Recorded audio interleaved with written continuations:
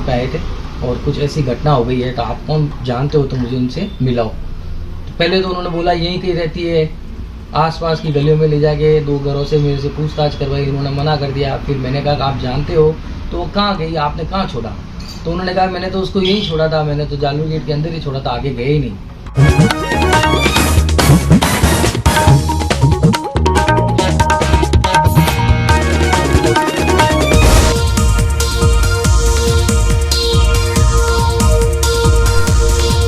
सावधान रहें, जोधपुर पुलिस आपकी रक्षक नहीं बल्कि अपराधियों की मददगार बन गई है। इसी के चलते जोधपुर पुलिस कमिश्नर में नहीं हो रही है मुकदमे दर्ज और नदारद है अपराधियों पर कार्रवाई। सूत्रों के अनुसार चोर और पुलिस की सांठगांठ से चोरों और मुलजिमों के हौसले और भी बुलंद हो रहे हैं।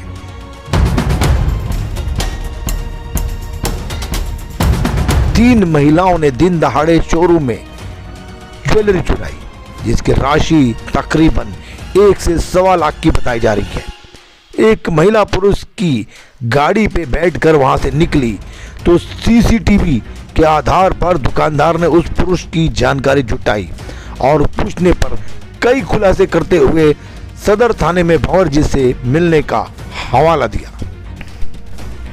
थाने में रिपोर्ट देने पर जांच एएसआई कालू सिंह को दिया गया, लेकिन 3 दिन बाद आने का बोलकर परिवादी को वापस भेज दिया गया। ना शिकायत दर्ज की और ना ही कोई एफआईआर।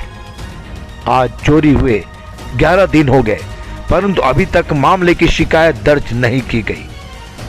हाँ सर, बताए क्या मामला था? सर, मैं दिनेश सोनी हूँ और मेरी शॉप नशिंद्रा बालाजी मंदिर के पास जानकी ज्वेलर्स के नाम से है। घटना 23 तारीख की दोपहर की है। मैं लंच में गया हुआ था, मेरा बच्चा और मेरे एक एम्प्लॉय शॉप पे थे।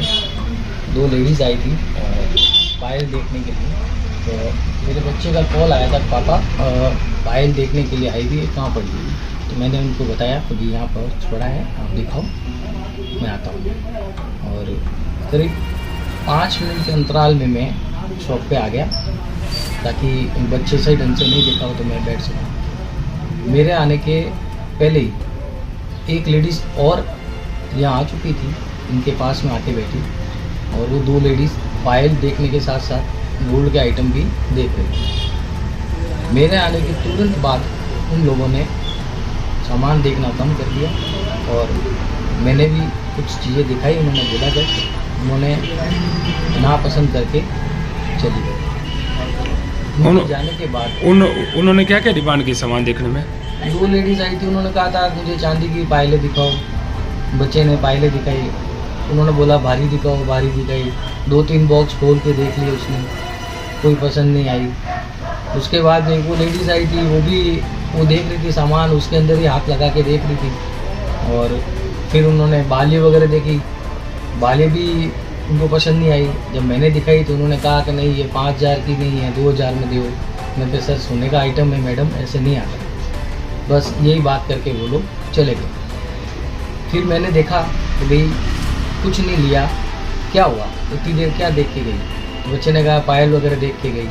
मैंने कहा ठीक है। उन्होंने वापस बॉक्स वगैरह चेक करिए तो उसमें 2 पीस कम मिले। और फिर मैंने कहा इनको क्या दिखाया? तो उन्होंने कहा इन्होंने बाली वगैरह देखी।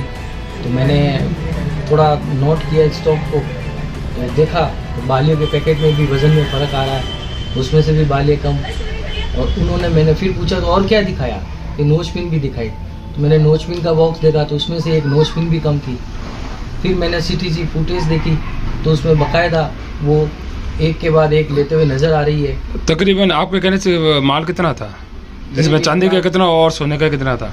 चांदी का करीब 450-500 ग्राम का पायल जोड़ी 2 लेगी वो भारी भारी, और सोने के आइटम में बालियाँ और नोचपिन करीब 7-8 ग्राम का आइटम वो लेके गई। इन सब की वैल्यू क्या रहेगी? क्या अंदाज देख लीजिए सर कि 1,20,000 के आसपास इनकी वैल्यू है। हाँ, फिर आपने क्या किया? मैंने फुटेज देखे कब आई, कहाँ से आई। फिर मैंने उसको बाहर के सामने एक और कैमरा लगा हुआ था, वहाँ जाके चेक किया तो एक लेडी जो बाली देखने के लिए बाद में आई थी वो मेरे को वहाँ पे दिखी खड़ी किसी आदमी से बात करते हुए। और उसके पीछे बाइक पे बैठ के चली गई।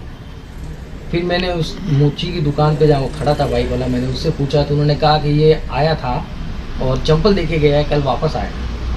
तो मैंने दूसरे दिन उसको वापस पता किया, जब वो आया तो मैंने उससे पूछा तो उन्होंने कहा हाँ मेरे मिलने वाले थे इसलिए मैं उनको छोड़ने गया।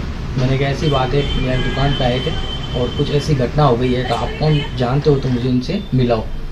पहले तो उन्होंने बोला यहीं कहीं रहती है, आसपास की गलियों में ले जाके 2 घरों से मेरे से पूछताछ करवाई, उन्होंने मना कर दिया। फिर मैंने कहा कि आप जानते हो तो वो कहाँ गई, आपने कहाँ छोड़ा? तो उन्होंने कहा मैंने तो उसको यहीं छोड़ा था, मैंने तो जालू गेट के अंदर ही छोड़ा था, आगे गए ही नहीं। फिर उन्होंने बोला कि भाई ऐसी बात है कि आपकी घटना हुई है तो आप जाके शिकायत दर्ज कर दो, अपने थाना जो लगता है वहाँ पे भंवर जी बैठे होते हैं उनको जाके शिकायत दर्ज कर दो। फिर मैंने जाके उसी दिन भंवर जी से मिला और अपने घटनाक्रम के बारे में लिख के उनको विवरण सहित दिया और उस आदमी का भी मोबाइल नंबर लेके जिससे वो बाइक पे बैठ के गई थी उसके विवरण भी मैंने उनको लिख के दिया। ये घटना कितने तारीख की थी? ये 23 तारीख की घटना है और करीब 2:52 के आसपास की है। तो सारे रिकॉर्डिंग्स मैंने पेन ड्राइव में डाल के उनको एक शिकायत लिख के दी, उसके साथ मैंने पेश किया। भंवर जी ने कहा था कि ये आपकी घटना है और कालू सिंह जी इसको देखेंगे, वो अभी बाहर गए हैं, 2-3 दिन बाद आएंगे। उन्होंने कहा ठीक है सर। फिर 2-3 दिन बाद मैं वापस गया तो उन्होंने कहा कि अभी आ तो गए हैं, शाम तक वो आएंगे तब मैं उनको तो जो आपने लिखित में एप्लीकेशन दी थी उसका मुकदमा दर्ज हुआ? नहीं, उन्होंने कहा था कि अभी मुकदमा दर्ज नहीं होगा, एक बार कालू सिंह जी आके आपसे बात करेंगे, उसके बाद ही मुकदमे की बात करेंगे। और वैसे जैसे कि आज 2 तारीख है, आज तक भी आपका मुकदमा दर्ज नहीं हुआ है और न किसी ने मौका मुआयना किया है? अभी तक तो कोई आया नहीं है और मुझे यही आश्वासन दिया गया है कि कालू सिंह आपने वापस संपर्क करने की कोशिश की?